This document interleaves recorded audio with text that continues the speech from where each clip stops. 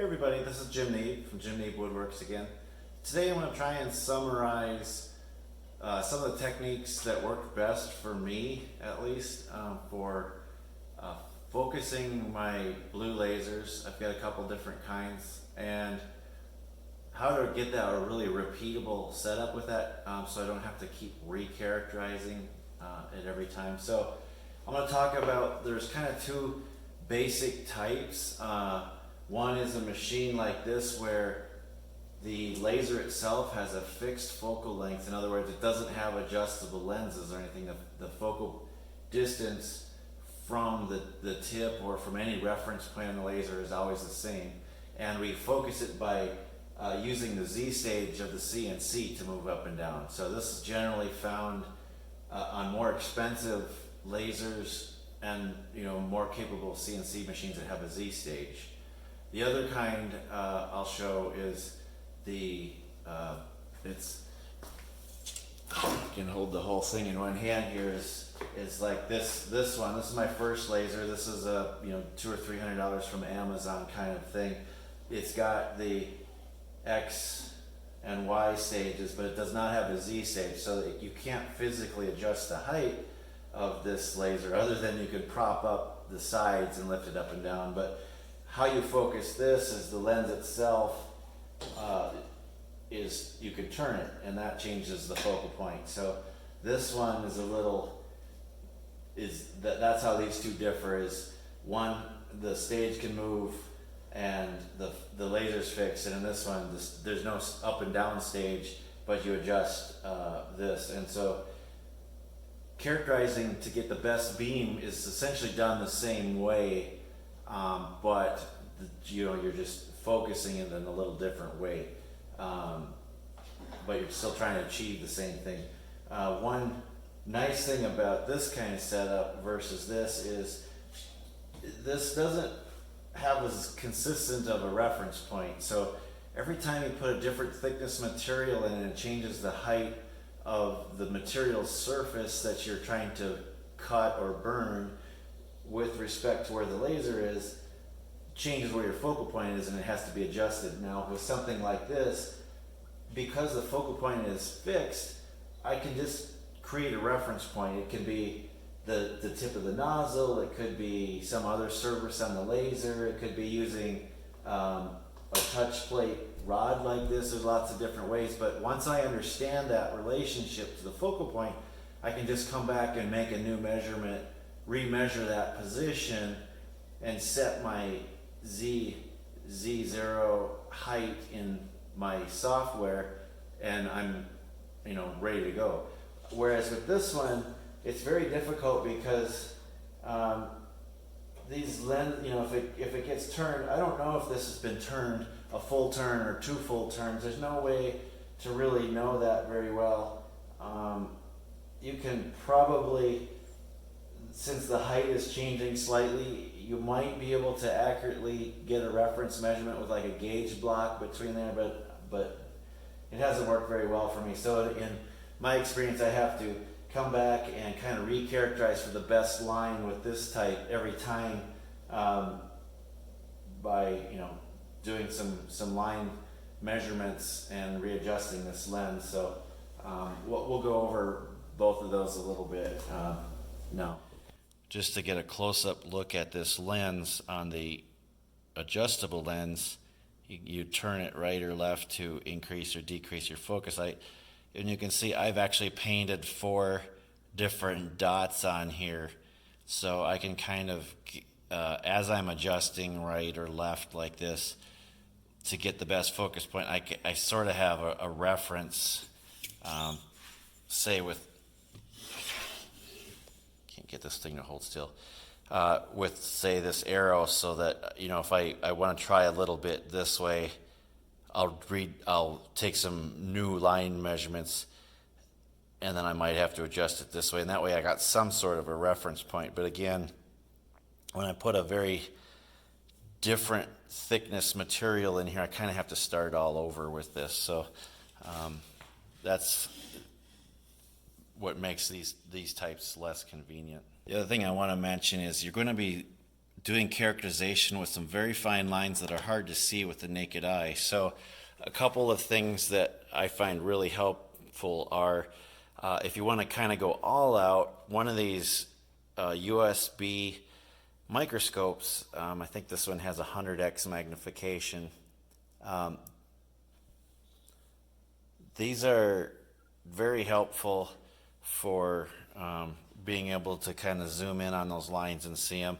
But you can also use your phone and just take a picture and then zoom in on it. That actually works pretty good. The other one that's very useful is called a linen gauge or a loop magnifier. I bought this one on Amazon for maybe $30 or so. This one magnifies 30x, and you can see it comes with a stand that you can set down, and it's designed to hold it at the right focal point for that magnification. And it's also got a nice little light built into it, and down inside you can see the gauge. There's actually measurement markings all the way around, and it has a blue light as well, but the white one I find works the best. I like this one, actually is more convenient than the USB camera, just because I don't need anything to set it up. I can just take it over here, turn it on, and you can start looking at lines with the naked eye very quickly. But those are a couple of aids that really help with this, because especially as you get older like me, you have a hard time seeing a lot of these lines clearly. Some of these lasers now can draw lines under 1/1000th of an inch wide, so that is getting to the point where with the naked eye you could have 5 of those next to each other and it'll just look like a single line. Okay, I just wanted to talk quick about why we want different beam sizes and need to know the position where those are, as well as talk a little bit about the beam shape. So as you know, hopefully the laser beam is like a cone shape. It comes out of the laser tapered like this, and so this finest point here, when I say the finest, tightest beam, that's the smallest waist on this beam is where it's the smallest, and that point is what we want to use for cutting and laser rastering typically, because that gives you the most power density for cutting, so you can cut more materials and cut faster, obviously with higher power per the area. And then with rastering, we want a small beam because of the shape, and we'll talk about that next. But if you think about etching, you also want the smallest beam typically, or at least for like metals, you want the most power density, so you might use the smallest beam, and it also gives you the finest lines. But in some cases you want a bigger line. Maybe you're doing something like a logo in wood and you want that fatter line, so instead of being there, you might want to have your focal point or that be your reference point, or even down here, right? So you get a wider and wider line as you go down. Now at some point your power density becomes so low because you're spreading that out so much that it won't actually mark what you're trying to do. Or in some cases like mine has three diodes in there, and if I move out too far, I actually end up with 3 distinct lines when I move in one axis and one line in the other, because I have 3 diodes. They have separate images and they're separated a little bit. So that's kind of where you hit the limitation, either in power density or just the way it looks. But if you're cutting, you want to know where that point is. It's not always going to be on the surface. So say I'm cutting, my laser can cut through in one pass 1/8 inch plywood. So I'll typically have it so that beam is the tightest right in the middle of that material, so that way I have the same size kerf that I'm cutting on the top and the bottom surface of the plywood. If I'm cutting a thicker material like 1/4 inch, I might have to do that in 3 passes, and so in that case I'm only cutting like 1/3 of that at each time, and so I want the tightest part of that beam to be at that in each third. So I might be, say it's this thick, I might do my first pass where I have my fine point in the middle there, and then I might do the second pass with it here, and then the third pass here. So each time I'm moving the beam down a little bit to get that tight point to go here, here, and here as I work through that material, and that might give me the best cutting properties through there. And you know, you can kind of play around with that and see if that works best. It kind of depends on how much power your laser has, what the shape of the beam is. You know, if it's really steep, you know, if it's like this versus one that's like this kind is great for etching because you can get a very small point, but it changes so fast as you go up and down that you can't cut very thick material before it's just spread way out. So these kind of beam profiles are typically for, you know, the short focal length lenses are for etching or marking. These are more for cutting, and that's why you see, like at CO2 lasers, you'll see 2.5, 3, and 4 inches, you know, lenses specifically for those different tasks. The diode lasers don't usually come with that much variety because most of the time they don't really have enough power yet. They're getting there, but most of them don't have enough power to cut really thick materials. So there's not much point yet in making like a 4-inch focal length lens, other than for some kind of fringe cases like foam and stuff, but not really for wood or other things like that. The second thing we want to talk about quick is just the beam shape. A blue diode beam pattern, when you zoom way out or Z out on it or unfocus the lens, you'll get a big blue rectangle like that typically. And when you zoom in, it starts to shrink and shrink and turn into a dot. And what you'll actually see when this burns is there isn't much power density out on these edges. And so when you zoom in and get a really focused beam on that, the cutting portion, most of the power is actually in a shape like this in the middle. So when you travel in this direction, you'll get a skinnier beam than when you travel in this direction, you get this width. And so, you know, when you're cutting, like I said, that's what you want. That's still the tightest power density. But if you're drawing lines, that's not what you want. So when you come out a little bit, what happens is this axis expands faster than this axis, and so you can actually turn this into a spot by defocusing a little bit. You can turn this back into a symmetrical spot. Now it doesn't have as high a power density as the little one in the middle, but usually it's enough to still mark, especially on things like wood and stuff, just fine. So again, that's why you want that in some cases. Now the other thing to think about for rastering is, and we'll go over this on a PowerPoint, but you don't want to do rastering in this direction because it's going to give you, it's not going to give you nice symmetric pixels. You want to actually, so if your CNC machine is only capable of going left and right, you actually want to mount this laser so that your beam looks like that and your density is in here, and that way you're going the wide way.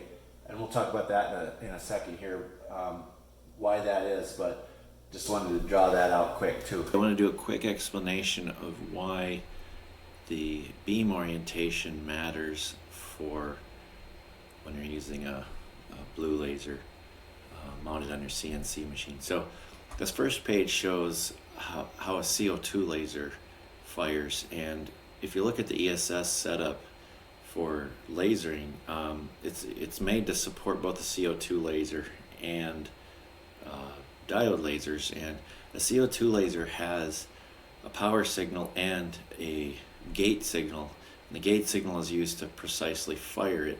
And you'll notice that you don't actually hook that up when you're doing a diode laser.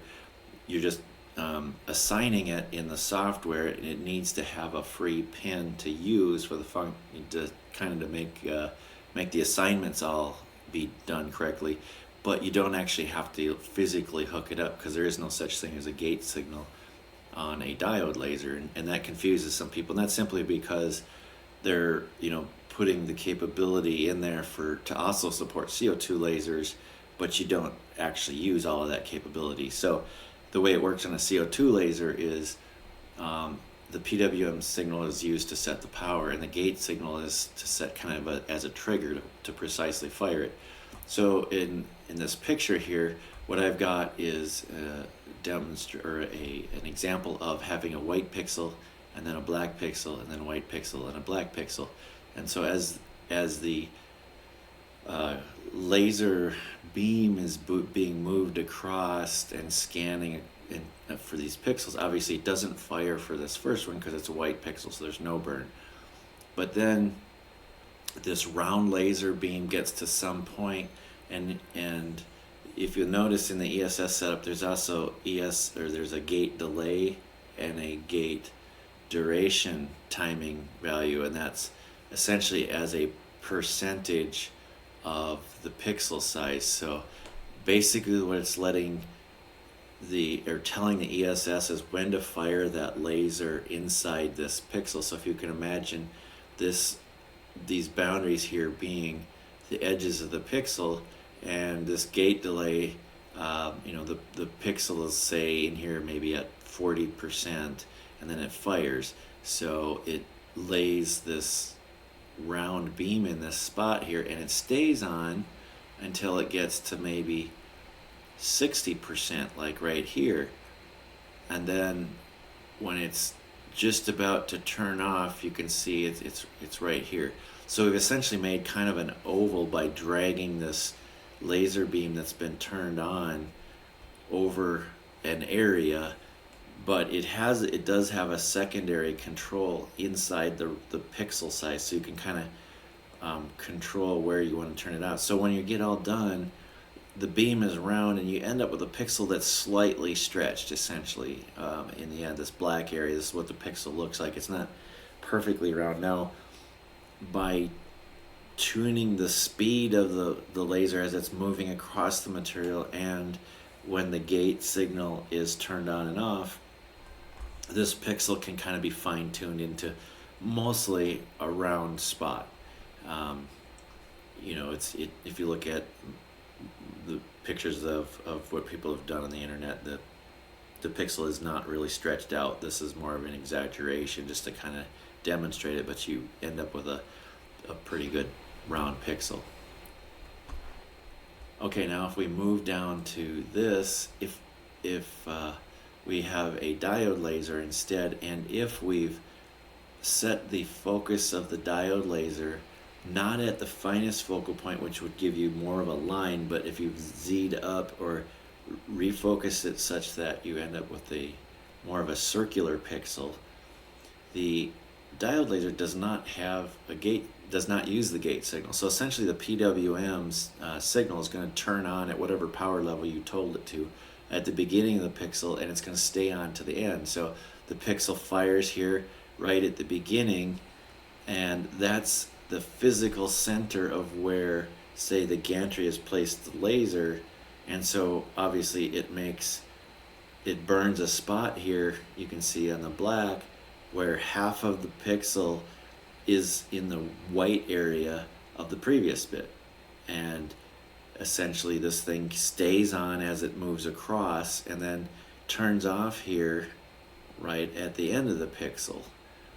So what you end up with is a really long stretched out pixel, because there is no sub-timing control inside the pixel. You're basically taking that circle and stretching it across the whole pixel. So effectively your pixel ends up to be exactly twice as wide as it should be. And this would be bad, especially for dithering, because you want to be able to place complete burned pixels or complete white pixels, and this ends up creating a lot more dark space than what's really wanted.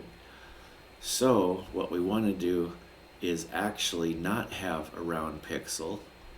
We want to have we kind of want the native look of the pixel from a blue laser, which is more of a long skinny line, and we want it oriented in this vertical fashion, so that now this left area that it leads with in the previous pixel is much more minimized.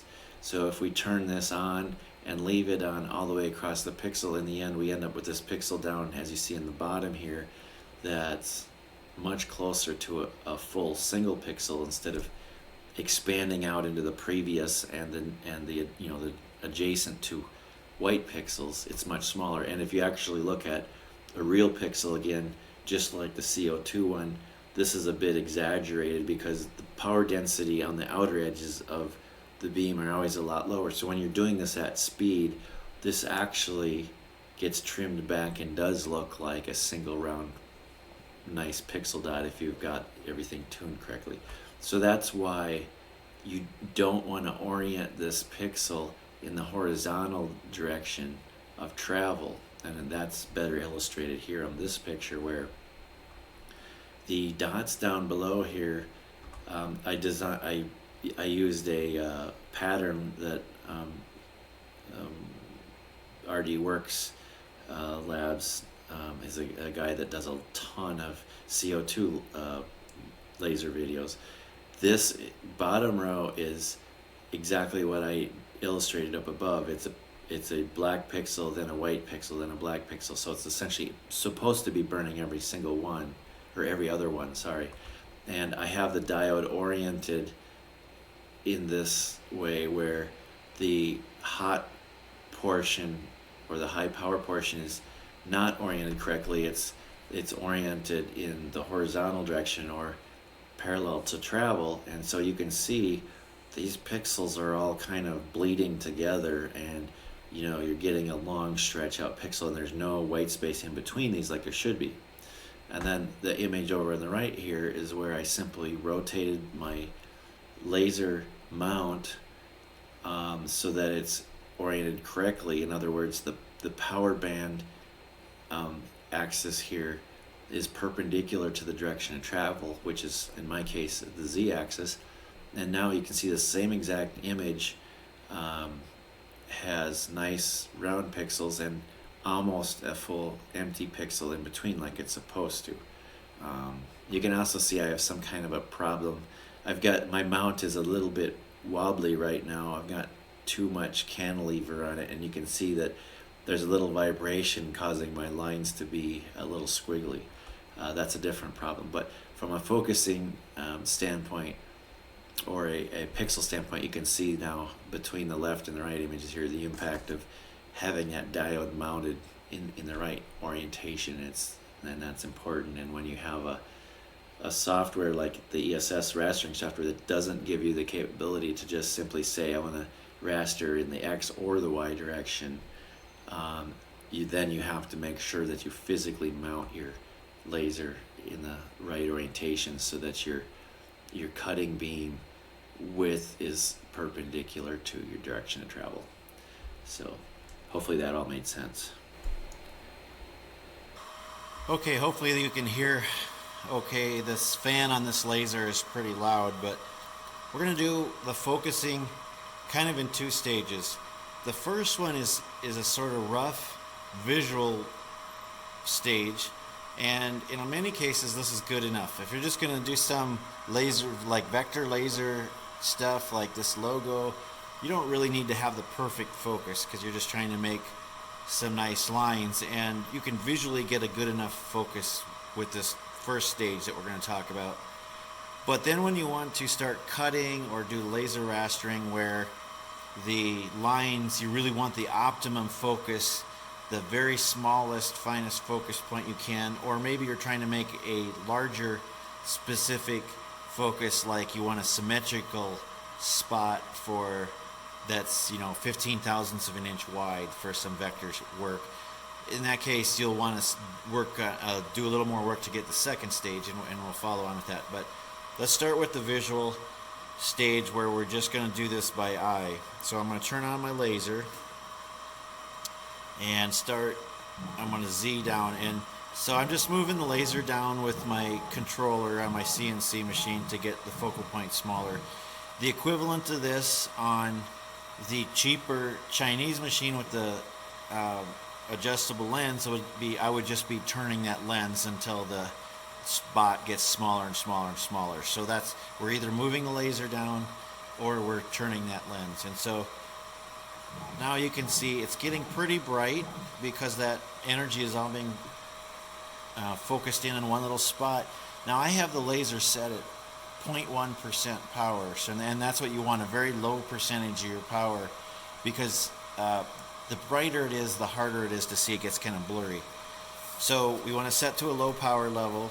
The second thing we want to do is get a piece of like kind of matte but very dark black construction paper or something like that to put in here. And you can kind of see how that takes some of that halo away when you do that. So we put that in place on top of whatever you're going to mark.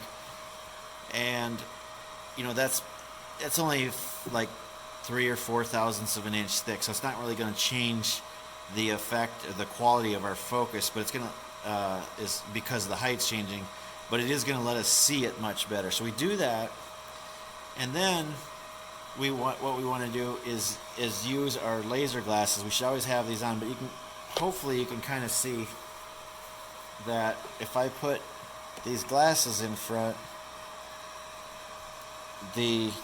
trying to not have the reflections there, but the beam gets all of the halo just about goes away, and you get a very small beam. So it's kind of hard to see there, but I'm going to try and hold it in place and Z down a little more. And I'm not sure if it's showing up on the camera, but I can see, looking through it now, it's a very tiny dot. And so what I would do here then, putting my glasses on, I would go like an incremental jog mode, and I'm stepping up and down 10 thousandths of an inch at a time and watching as the beam gets bigger and smaller, and kind of find the sweet spot where I see the very smallest dot I can see. The last thing that you can do is you want a good set of these laser glasses. These I've got, these are from Lasers. The nice thing about these is, first of all, they're very safe. They have an attenuation factor of 7, which is the highest ones I've been able to find. But the other thing I like about these is that you could put like a set of magnifying glasses on underneath these, so you can really get in there close with the glasses on and your magnifying glasses underneath and really see that spot with pretty good clarity. And you should be able to get within a couple, maybe 5 thousandths, 10 thousandths of an inch, resolution there of where the best beam is. It's not necessarily going to be as good as it could possibly be, but it's very, very close. So this is all you have to do. When I first started doing this, before I had any other method, I just visually, put my glasses on, threw a piece of black paper down on top of whatever I was going to burn, and I did this in, I was done in this you can do in a minute.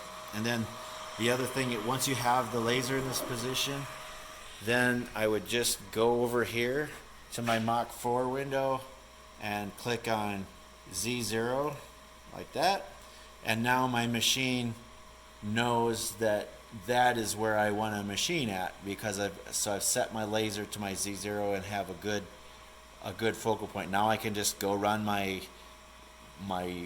G-code file or whatever it is. I'm in a good position.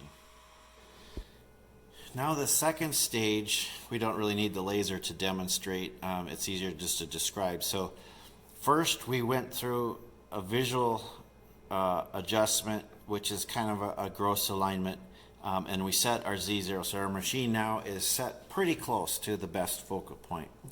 Now what I do is, and I'm going to also put in the links down in the description section. Lasers also has a nice quick video, a description of this part of it as well.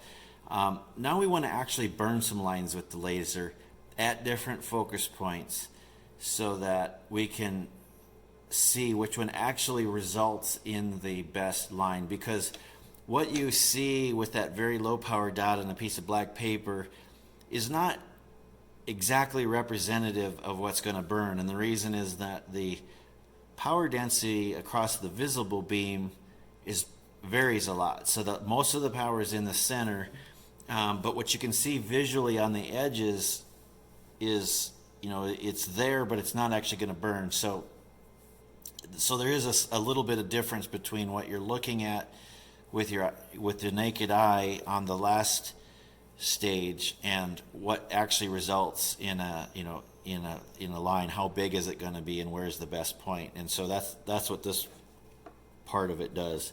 So what most people do for this is they'll write a G-code file that makes some kind of pattern similar to this. And what this is horizontal lines and vertical lines, because a blue diode laser does not typically have a symmetrical beam. It's usually going to be it's going to be kind of a long skinny line typically. Some lenses can actually get it down into a pretty tight dot, but typically it's going to be asymmetrical, and that's actually not a bad thing in most cases. But so we want to have a horizontal and a vertical set of lines so we can judge both of the line sizes and get them kind of optimized, because in some cases you want the tightest beam, in some cases you want a X and a Y axis beam to be the same width, and so you need to have both of these. But this G-code file I wrote basically progressively goes from minus 25 thousandths of an inch in Z height to plus 25 thousandths of an inch, and at each one of those points, in this case I have two of these files, one that's kind of a gross adjustment, and I think it steps like 20 thousandths of an inch for each one of these sets of lines. And then this is the fine-tuning one, which is only going 5 thousandths of an inch. So at the very bottom, it's Z, it's 25 thousandths of an inch below Z, and it draws three lines that are spaced at 10 thousandths of an inch. And then it skips 15 thousandths of an inch, and then it draws Z's up 5 thousandths, so now it's at minus 20, and it draws three more lines. And it keeps doing that, and so...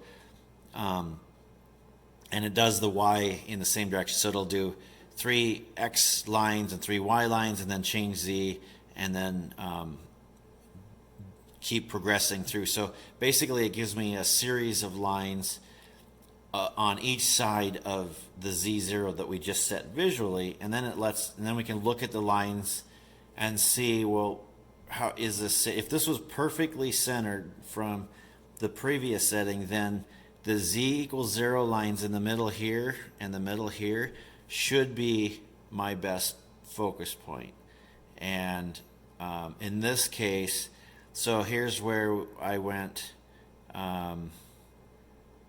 minus 135, and then I could see that it's a lot of times, you can use the magnifier or a microscope to really look at these lines.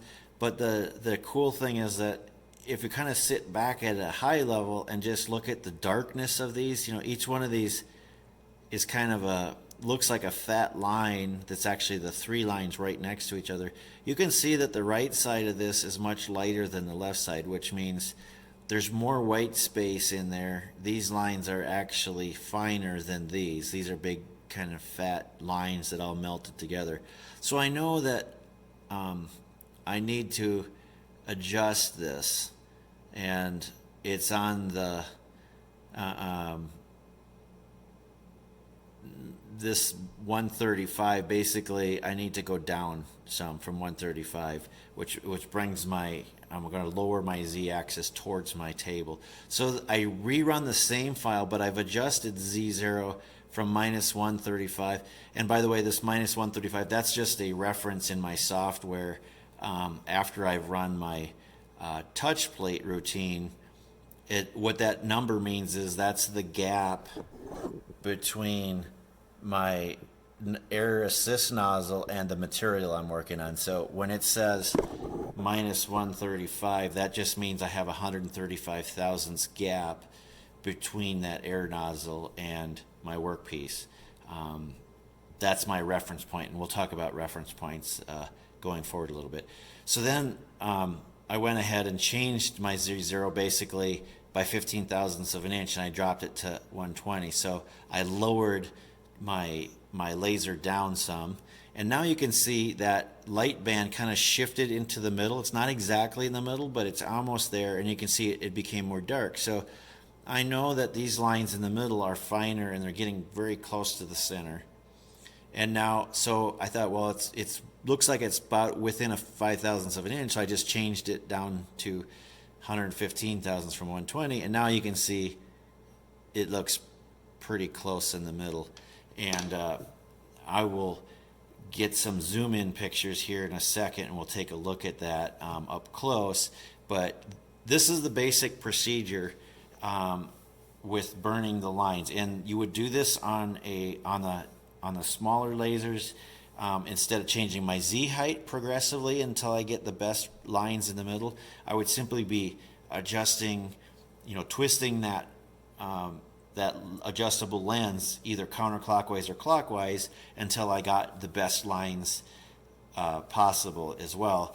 But in that case, instead of running a G-code file where I'm raising and lowering this, I would really just need like a couple of horizontal lines and a couple of vertical lines, and I would run it with the lens in one position, and then I would adjust the lens a little bit and run it again, and then adjust the lens a little bit and run it again. So basically I'd be manually progressing through each one of these lines, kind of finding out where that sweet spot is. So again, it takes you a little bit longer with those adjustable lenses versus the adjustable Z height machine, but it's the same exact procedure. You're just adjusting the focal point, burning a few lines, looking at them closely and seeing, well, what gives me the smallest, crispest line.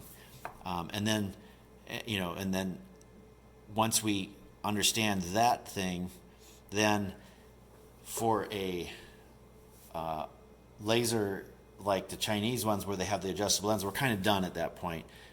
You can go ahead and burn your material.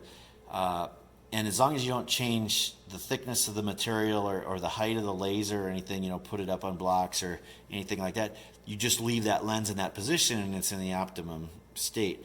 Now, as soon as you go back and, change the thickness of the wood or add some paper, change what you're burning on those Chinese lasers with the adjustable lenses, now you're going to have to redo this whole procedure to get it to be optimized again. Whereas now we're going to talk about, well, on a adjustable Z height, let's get a reference, and we don't have to keep recharacterizing this, because as long as we understand some measurement that relates to this optimum focal point, it's easier usually to reproduce that measurement and set your Z height against it instead of recharacterizing the beam. So this first step is something we only really want to do once if we can, and then we're going to talk about different ways to get repeatability of that via a different way.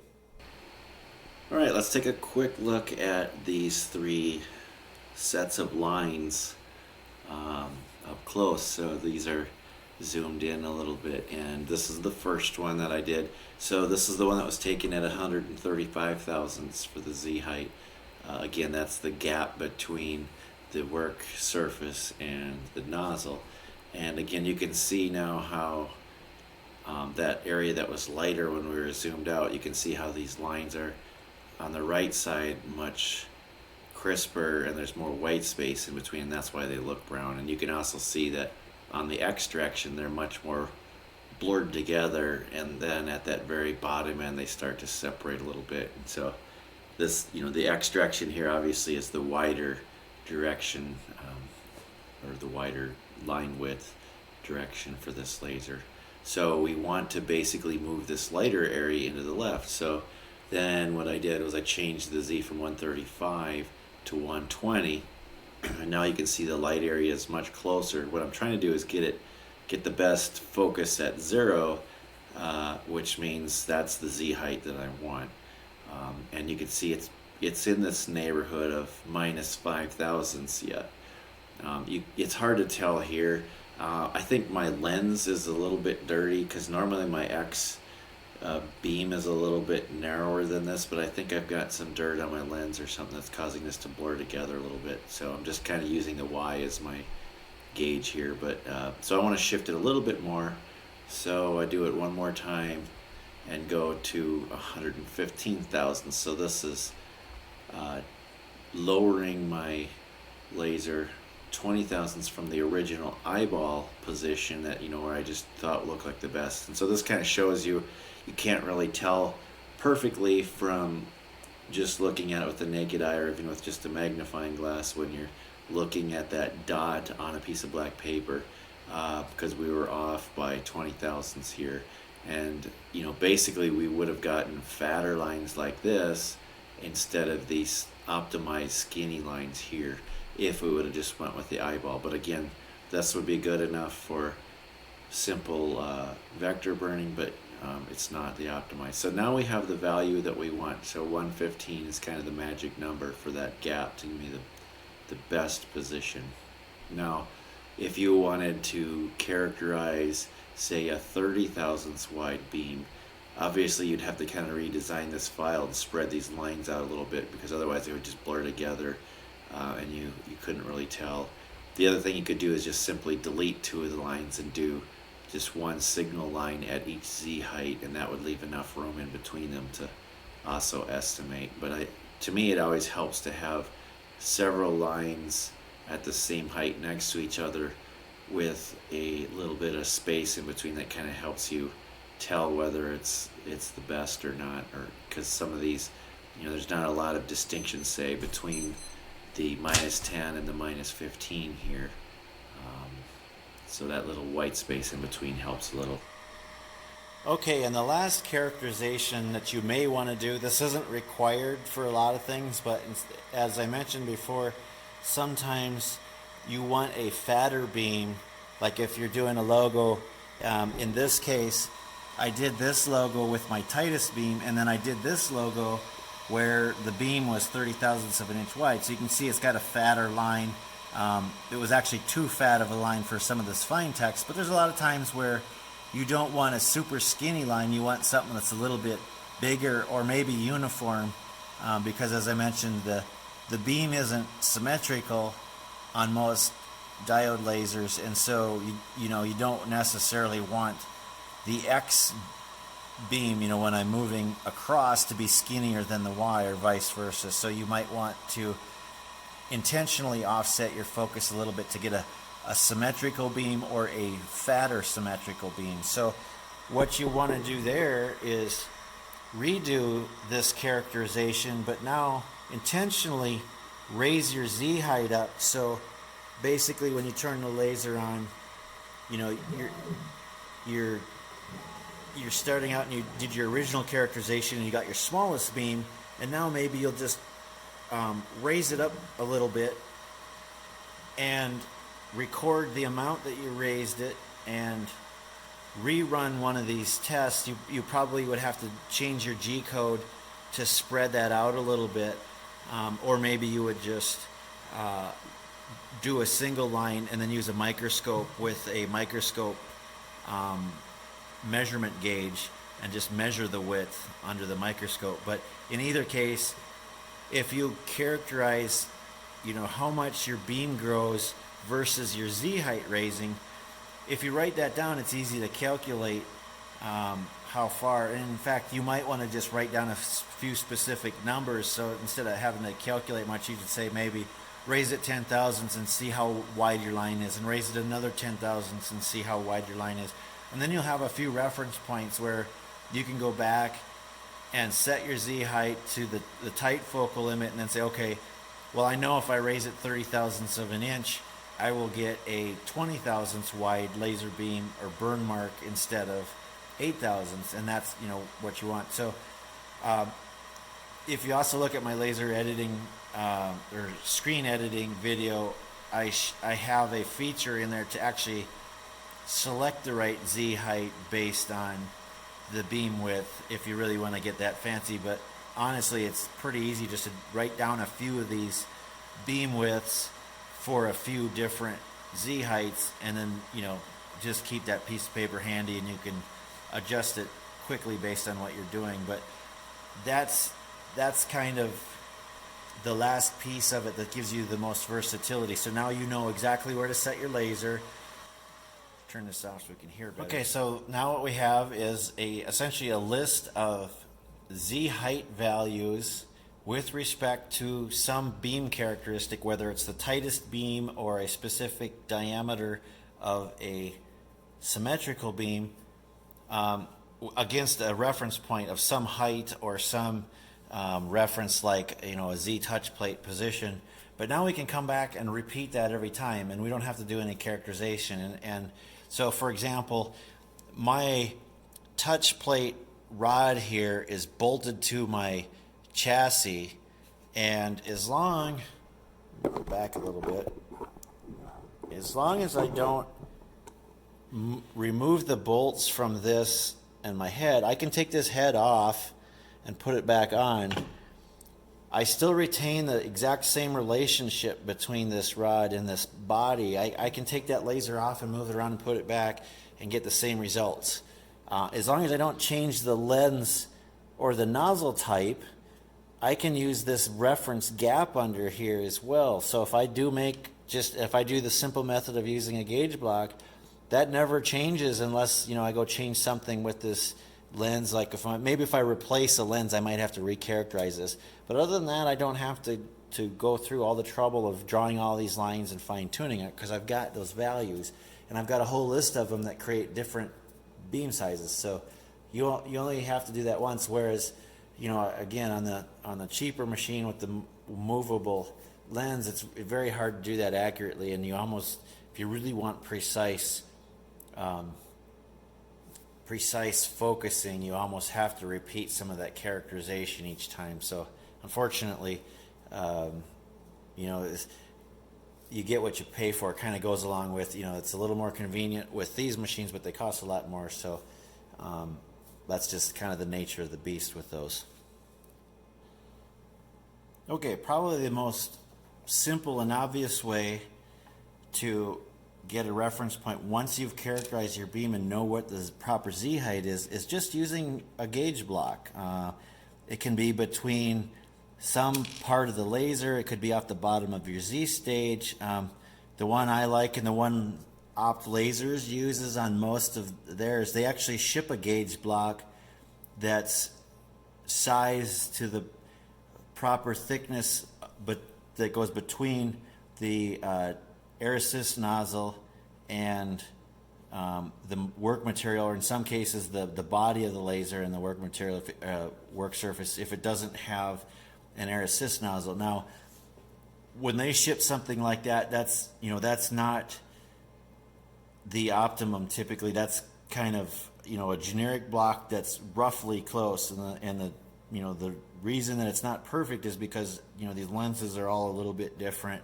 Every laser is a little bit different, so that gauge block isn't necessarily going to match what you've just characterized and got the best optimized. So you're going to want to fine tune it, but once you know where that Z is,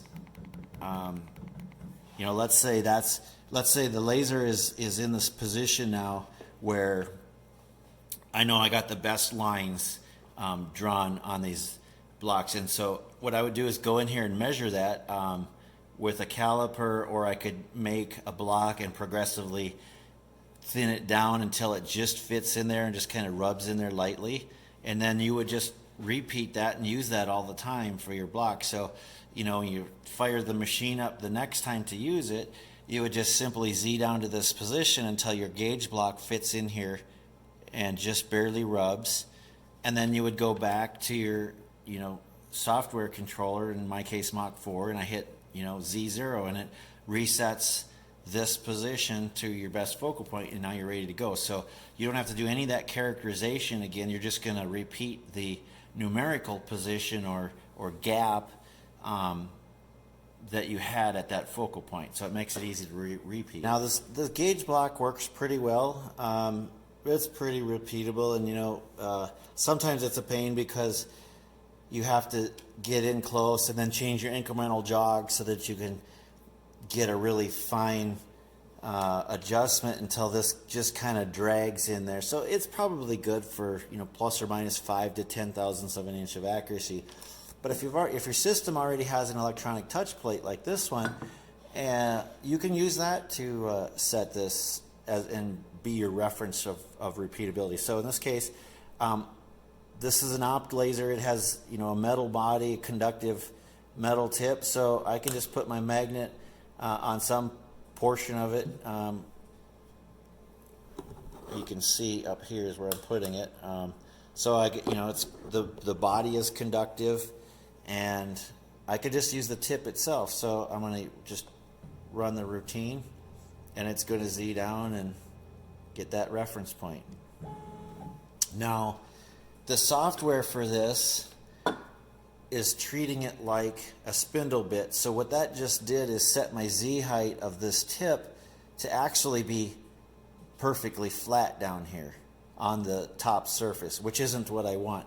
So what I used to do then is just simply go in to Mach 4 and step up from there, from Z, so you can go out. In our case, we just measured some gap in here, right?